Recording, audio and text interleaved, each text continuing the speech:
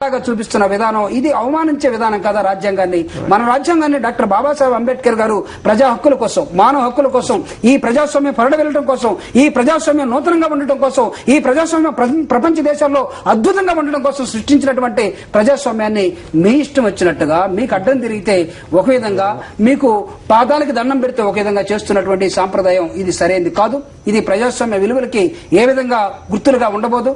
కాబట్టి నూతన ప్రజాస్వామ్య విలువల్ని రక్షించాలనుకునే కోరుకునే వ్యక్తులు, శక్తులు అందరూ కూడా ఏకమవుతారు.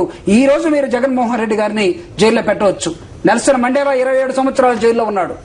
ఆంగ్ సాన్ సూకీ జీవితకాలం నిర్బంధంలో ఉంచాలని చూశారు. కానీ వాళ్ళిద్దరు తిరిగి బయటకు వచ్చిన తర్వాత నెల్సన్ మండేలా ఆ దేశానికి అధ్యక్షులయ్యారు. ఇది చరిత్ర.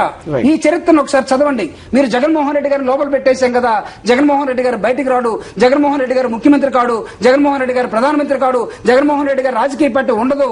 మీరు పాదయాత్రలో చంద్రబాబు నాయుడు గారు చెప్పినట్టుగా పాదయాత్రలో హిందూపురం నుంచి స్టార్ట్ చేసి ప్రజా సమస్యలు తెలుసుకోవడం కోసం పోతున్నామని గుంటూరు దగ్గరికి వచ్చేసరికి రైతులుంటే కొడవళ్ళు కొత్తలు గొడ్డలు పట్టుకోండి, ఈ కాంగ్రెస్ ని నరికి మీరు బంగాళాఖాతం దగ్గర ఉందా ఏంటి అని చెప్పినటువంటి వాళ్ళు మీకు వచ్చిన అవకాశం వచ్చినప్పుడు, మీకు ప్రజాస్వామ్య వ్యవస్థలో, పార్లమెంటరీ సిస్టంలో, అసెంబ్లీలో అవిశ్వాస తీర్మానం వస్తే తిట్టినంత వరకు తిట్టి మీరు ఓటేసే సమయానికి మాకేం సంబంధం లేదని న్యూట్రల్ గా ఉండి మధ్యస్థ మార్గాన్ని ఎంచుకున్న విధానం, ఈ రోజు మీరు మాట్లాడుతున్న తీరు గానీ మాట్లాడుతున్న భాష గాని ప్రజాస్వామ్యంలో ఏమైనా విలువలు ఉన్న వాళ్ళు మాట్లాడేవాళ్ళ. అందుకే ఈ రాష్ట్రంలో ప్రజాస్వామ్యాన్ని బ్రతికించాల్సిన అవసరం ఉంది. జగన్మోహన్ రెడ్డి గారిని మీరు మూసేసి సంవత్సర కాలం అయినా, 365 రోజులైనా, 365 ఇంటూ 24 గంటలు వేసుకోండి, 365 ఇంటూ 24 ఇంటూ 60 నిమిషాలు వేసుకోండి. ఇవన్నీ వేసుకొని చూసినా మీరేం సాధించారంటే ప్రజాభిమానం ఏమాత్రం తగ్గలేదు, ప్రజామానం పెరుగుతూ ఉన్నది. అందుకే మీరు ఏ సర్వేలు చేసినా, ఏ సర్వేలు చూసినా మీకు అనుగుణంగా ఎక్కడ రాలేదు. మీరు వచ్చేంత వరకు జగన్మోహన్ రెడ్డి గారిని లోపల ఉంచాలి. సర్వేలన్నీ కూడా మాకు అనుగుణంగా రావాలంటే ఎక్స్ఎక్సెస్ వైఎస్ఎస్ చూస్తే మీరు ఎక్స్ఎక్సెస్ లో మీరు పాతాళానికి పోతా ఉన్నారు. ప్రజలు మీ మీద ఎక్కడ కూడా నమ్మకం కలిగించట్లేదు, కోరుకోవట్లేదు. మీరు క్రెడిబిలిటీ లేనటువంటి ఒక నాయకులుగా, లేకపోతే మీరు నమ్మదగినటువంటి నాయకులుగా ప్రజలు మిమ్మల్ని భావించడం లేదు. మీరు లోపల పెట్టినప్పుడు కూడా జగన్మోహన్ రెడ్డి నమ్మదగిన నాయకుడు, జగన్మోహన్ రెడ్డి ధైర్యవంతుడు, జగన్మోహన్ రెడ్డి గారు షర్మిల చెప్పినట్టుగా మాట మీద నిలబడే వ్యక్తి, షర్మిల చెప్పినట్టుగా పైన ఉన్నటువంటి వాళ్ళని వ్యతిరేకించి తీసుకున్న నిర్ణయం ప్రకారం ముందుకు పోతున్నటువంటి ఒక వ్యక్తిగా, అలాంటి వ్యక్తి వెనకాల మేము ఉంటామని భావించి కదులుతున్నటువంటి ప్రజలకి ఈ రోజు కాకపోయినా రేపైనా సమాధానం చెప్పాల్సిన ఆవశ్యకత వస్తుంది. ఈ రోజు ప్రజాస్వామ్యాన్ని బ్రతికించు. ఇది వైఎస్ఆర్ కాంగ్రెస్ పార్టీ కావచ్చు, లేదా జగన్మోహన్ రెడ్డి గారు కావచ్చు. జగన్మోహన్ రెడ్డి కూడా ఒక ఎంపీ, జగన్మోహన్ రెడ్డి గారు కూడా ఒక పౌరుడు ఈ దేశంలో, ఈ రాష్ట్రంలో.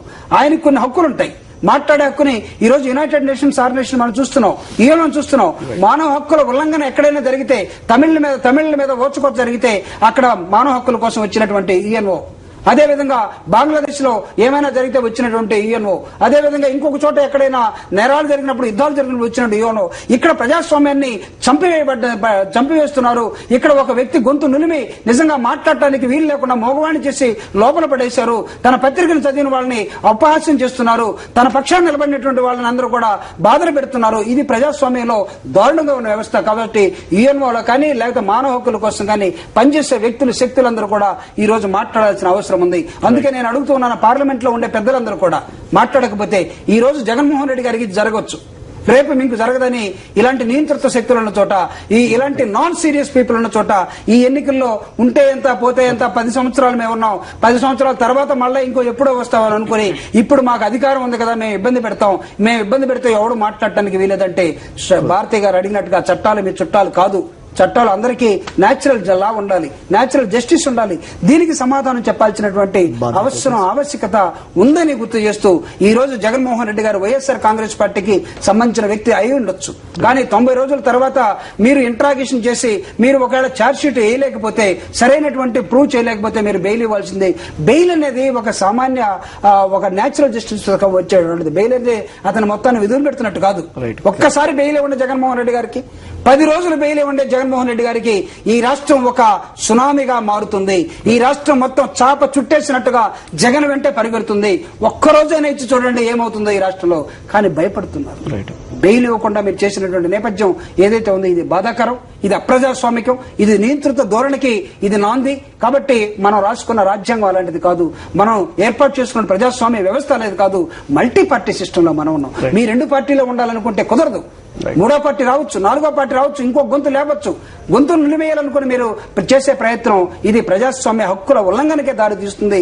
కాబట్టి ఏ పార్టీ అయినా సరే, ఏ వ్యక్తి అయినా సరే ప్రజాస్వామ్య హక్కుల్ని మీ ప్రాంతాలకి, వ్యక్తులకి, రాజకీయాలకి అతీతంగా చూడగలిగినప్పుడే మానవ హక్కులు పరిడవిల్లుతాయి, మానవ హక్కులు వద్దులుతాయి. మానవ హక్కులు నిలువేచున్నాడు ఈ రాష్ట్రం చీకటి రోజులుగా మారే అవకాశం ఉంటుంది.